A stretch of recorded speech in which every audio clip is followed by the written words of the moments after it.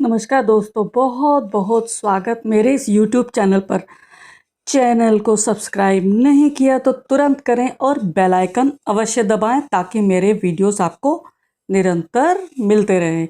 तो दोस्तों, आपने देखा होगा कि ढेर सारी वीडियोस मेरे चैनल पर हैं, समीक्षाएं बहुत सारी हैं, मेरी अपनी कविताएं, लघु कथाएं, सब कुछ है। और आज मैं लाई हूँ पुस्तक समीक्षा कार्यक्रम में एक नई पुस्तक जिसका नाम है मुखरित संवेदनाएं। आप देख सकते हैं और इसकी रचिता है किरण सिंह जी। तो दोस्तों, ये पुस्तक मैं लाई हूँ आज आपके लिए। यह एक काव्य है और हार्ड बाउंड में है। इसका तृतीय संस्करण है। ये 2022 में प्रकाशित हुआ। मूल्य 320 रुपये, पृष्ठ 120 और अयन प्रकाशन दिल्ली से प्रकाशित हुआ है। थोड़ा सा परिचय देना चाहूँगी किरण जी के बारे में। ग्राम मंझोआ, बलिया, उत्तर प्रदेश में इनका जन्म हुआ और इस समय पटना की निवासी हैं ये। इन्होंने स्नातक और संगीत प्रभाकर सितार में किया है। 16 पुस्तकें प्रकाशित हो चुकी हैं। काव्य, छंद, दोहा, कुंडलियाँ, गीत, नवगीत, गज़ल, विवाह गीत, रागिनी, बाल साहित्य, खंड काव्य, कहानी संग्रह, लघु कथा और संपादन, ये सब किया इन्होंने। और इन्हें ढेर सारे सम्मान मिल चुके हैं। सुभद्रा कुमारी चौहान महिला बाल साहित्य सम्मान, उत्तर प्रदेश हिंदी संस्थान।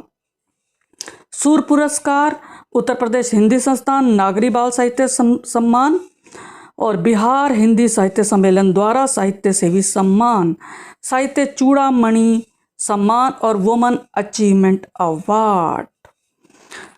तो मित्रों, अब हम बात करते हैं इस पुस्तक के बारे में। फ्लैप पर लिखा है श्री प्रभात कुमार राय, मुख्यमंत्री बिहार के पूर्व ऊर्जा सलाहकार। इन्होंने लिखा है कि मुखरित संवेदनाएं एक लघु लेकिन सार गर्भित कविता संग्रह है जिसमें विभिन्न आयामों तथा रसों की कविताएं समाविष्ट हैं। चित्र उकेरती रचनाएं अपने भीतर विराट अर्थबोध समेटे हैं। ये कविताएं वस्तुतः बारिश की भांति बरसती तो बाहर हैं, लेकिन अंतर्मन को भी अपनी फुहारों से भिगो देती है। शब्दों का चयन और वाक्य विन्यास प्रभावी है। और देखते हैं अब यह पुस्तक समर्पित किसको की है। इन्होंने समर्पित किया है पिता स्मृतिशेष श्री कुंज बिहारी सिंह एडवोकेट और माता श्रीमती दमयंती देवी को। आगे लिखती हैं किरण जी, रक्त के कण कण में घुले हैं जो वह संस्कार करती हूँ अर्पित, कुछ शब्द सुमन श्रद्धा भाव से पूजनीय माता पिता को समर्पित। और इन्होंने मुखरित संवेदनाएं अपनी इस पुस्तक के लिए 4 पंक्तियां लिखी हैं कि उन्मुक्त लेखनी सरिता निर्झर बहेगी, काव्य चेतना हो मुखर सस्वर कहेगी, सत्य लिखने चल पड़ी मेरी कलम, झूठ की राहों का वह पत्थर बनेगी, झूठ की राहों का वह पत्थर बनेगी। तो मित्रों, आप समझ ही गए होंगे कि किस कलेवर की कविताएं इसमें शामिल हैं। और अब देखते हैं कि भूमिका किसने लिखी है। भूमिका लिखी है जितेंद्र राठौर जी, पटना निवासी हैं। इन्होंने लिखा है कवित्री किरण सिंह का कविता संग्रह सच पूछिए तो इनकी कोशिश ही नहीं, एक मुखर बगावत है। एक ऐसी बगावत जो जाने अनजाने पथरीली जमीन तोड़कर मिट्टी में तब्दील हो करती हुई जगह जगह फैले रेगिस्तान को सींचने का काम करती है, जो प्रशंसनीय है। और आत्मकथ्य में किरण जी ने लिखा है, इन्होंने कहा है कि पिता से मिली डायरी, पति से मिला प्रेम और पुत्र से मिले उपहार यानी टैबलेट, इसके फलस्वरूप मुझे मिल गई वह डगर जिसकी मुझे तलाश थी और मैं चल पड़ी इस डगर पर। छपने लगी विभिन्न पत्र पत्रिकाओं में मेरी अभिव्यक्ति और मैं अपनी लेखनी के सहारे आप तक पहुंच पाई। मित्रों, देखा आपने कितनी अच्छी बात कही है इन्होंने कि पिता, पति, पुत्र, इन तीनों के सहयोग से ही ये इस मुकाम तक आ पाए हैं। तो मुझे ऐसा लगता है कि एक सफल स्त्री के पीछे शायद कई सारे पुरुषों का हाथ है। और अब हम बात करते हैं समीक्षा के बारे में। इसमें 68 छोटी बड़ी मुक्त छंद की कविताएं हैं जो 4 शीर्षकों में समाहित हैं। प्रथम शीर्षक है अंतर्द्वंद। इसमें 2 कविताएं, भक्ति अध्यात्म में 5, नारी संवेदना के स्वर में 28, युग, चेतना, उद्बोधन एवं ऋतुरंग में 33। इनमें वियोग श्रृंगार की मुझे कविताएं ज्यादा लगी। भक्ति रस से सराबोर कविताएं, स्त्री विमर्श है, उपालंब है, मनुहार है, उपमाएं हैं, रूपक है, वैचारिक है, भावुक है। तत्सम तद्भव शब्दों का अच्छा प्रयोग किया इन्होंने। सबसे बड़ी बात मुझे ऐसा लगा क्या, आप अगर पुस्तक पढ़ेंगे तो आपको भी महसूस होगा कि ये कन्यादान परंपरा की घोर विरोधी हैं।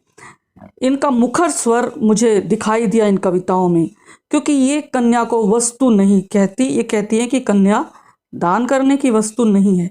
ये तो एक पौधा है जो हमारा समाज दूसरे आंगन में रोपता है ताकि दूसरा आंगन फले फूले फलदार हो।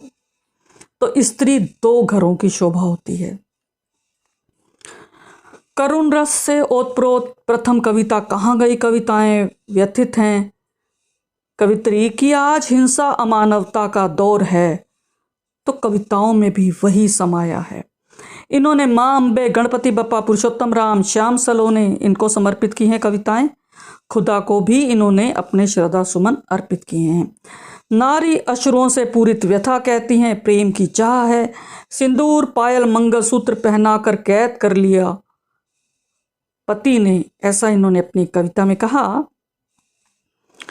कांच की चूड़ियां, रक्षाबंधन, पीहर, संस्कृति, संस्कार, सभ्यता, कन्यादान, ये सभी बातें कही हैं इसमें।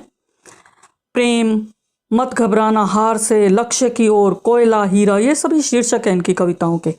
लिव इन रिलेशनशिप को इन्होंने एक नई उपमा दी है, छंद मुक्त कविता। कहते हैं कि जिसमें कोई बंधन नहीं, फिर भी स्वयं में तुष्ट है, लेकिन मैं इसका पोषण नहीं करती। आप देख ही रहे हैं लिव इन रिलेशनशिप में किस तरह लड़कियों के टुकड़े टुकड़े किए जा रहे हैं, क्योंकि जो स्वच्छंद है उसका अंत निश्चित है। देखिए, माने तो बंधन प्यारा है और ना माने तो आप लिव इन रिलेशनशिप को उसको आप सराहना दे सकते हैं। लेकिन मित्रों, मुझे ऐसा लगता है कि लिव इन रिलेशनशिप ये जिम्मेदारियों से भागने का एक जरिया निकल आया है और देखा देखी भेड़ चाल हो रही है और अनुकरणीय नहीं है। और साहित्य की नज़रों में ठीक है, ये आज़ादी हो सकती है, लेकिन स्वतंत्रता और स्वच्छंदता में महीन अंतर है जिसे हमें समझना होगा। और अब हम कुछ गलतियां मुझे नज़र आई, अशुद्धियां। पृष्ठ 100 पर नियति छोटी की मात्रा की जगह नियति बड़ी की मात्रा लग गई है, तो ये ठीक कर सकती हैं। और एक जगह इन्होंने कविता को स्त्रीलिंग कहा है और प्रेम को पुल्लिंग कहा है, ये उपमा दी है, तो ये भी एक नई उपमा लगी मुझे और अच्छा लगा। और अब मैं थोड़ी सी इनकी कविता पढ़ती हूँ ताकि आप समझ जाएं कि इनकी कविता क्या कहती है। इनकी कविता, प्रथम कविता है कहाँ गई कविताएं। छलकाती रस से भर गगरी करती दूर व्यथाएं, कहाँ गई कविताएं। मधुरस भरकर कटी पर रखकर मटक मटक छलकाती, सुरलय ताल में युगल बंदी कर सखी संग मिलकर गाती। शब्दों के जादू से जो हर लेती बुरी बलाएं, कहाँ गई कविताएं। माँ की लोरी लिए कटोरी भरी दूध रोटी से, चंदा मामा झांक रहे थे पर्वत की चोटी से। निंदिया रानी से कर बातें सपने सुखद संजाए, कहाँ गई कविताएं। सनी खून से उंगलियां हैं आतुर दाग लगाने को, क्रूर शब्द भी मुखर हो उठे अंगारे बरसाने को। शांत करे सावन बूंदों सी जो उड़की ज्वालाएं, कहाँ गई कविताएं। मन है विचलित अंतः कलुषित रुदन भरे हैं राग सभी, धधक रही उर्मे ज्वालाएं सोच रही मति भ्रमित तभी। छंदों की वह गठरी जिसमें संचित सहज कलाएं, कहाँ गई कविताएं।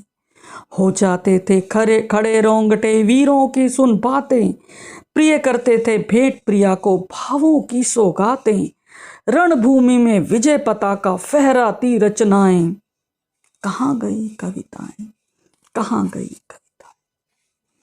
इस दौर ही ऐसा है, ये समय ही ऐसा है। तो दोस्तों अब मुखरित संवेदनाएं एक शब्द है, इसके अंदर मैं अगली कविता पढ़ूंगी। अब जरा विश्राम कर लूं कि जिंदगी की वीथियों में धक गए हैं पांव, पथ में मनोभावनाओं को क्यों ना एक नई कविता मैं गढ़ लूं। अब जरा विश्राम कर लूं, दिन भी अब ढल चुका है, शाम भी है होने को है, स्याहतम को चांदनी से मैं अभी उजियार कर लूं। अब जरा विश्राम कर लूं, मुरझाए कहीं नहीं जो मन में खिले भाव पुष्प, चलो भावना शब्दों में गढ़, छंद में रस अलंकार भर लूं। अब जरा विश्राम कर लूं, जिंदगी का क्या भरोसा कब वह दे देगी धोखा, जिंदगी से कुछ वक्त चुरा कर साहित्य सुधा रस पान कर लूं। जब न हम होंगे जहां में रह जाएगी खुशबू हवा में, अपनी मुखरित संवेदनाओं को पुस्तकों के नाम कर लूं। अब जरा विश्राम कर लूं, अब जरा विश्राम कर लूं, अब जरा विश्राम कर लूं। तो दोस्तों मुझे लगता है हम लेखकों की, हम जितने सृजनकर्ता हैं, जो सर्जक हैं, हम सभी का यही प्रयास रहता है कि हम जाने से पहले अपना जो कार्य है वह सब यहीं छोड़कर जाएं, ताकि आने वाली पीढ़ियों के लिए वह एक पथ प्रदर्शक का काम करे। और अब मैं इसकी आखिरी पढ़ती हूँ कविता की। आ गया मंद मंद नव वर्ष, हर वर्ष आता है कि उम्मीदों की किरणें लेकर आंखों के सपनों में सजकर मुट्ठी में भर हर्ष। आ गया मंद मंद नव वर्ष, कल्पित कलियां आंखें खोली, भ्रमर बावरा करे ठिठोली, लगा रचाने रास, करे तब खग कुल भी परिहास, भूल कर जीवन का संघर्ष। आ गया मंद मंद नव वर्ष, हुआ उमंग प्रकृति में व्यापित, हृदय सभी का है आह्लादित, आशाएं आंखों में जागी, हुआ हमारा मन अनुरागी, मति करती उत्कर्ष। आ गया मंद मंद नव वर्ष, बदल गया वह समय पुराना, बदल गया तारीख, चलो बदल ले हम भी अपना भाव वक्त से सीख, करे फिर नव जीवन का दर्श। आ गया मंद मंद नव वर्ष, आ गया मंद मंद नव वर्ष, आ गया मंद मंद नव वर्ष। धन्यवाद दोस्तों, अच्छा लगे तो कमेंट करें, लाइक करें और अधिक से अधिक इस चैनल के साथ जुड़ें। आपका बहुत बहुत धन्यवाद।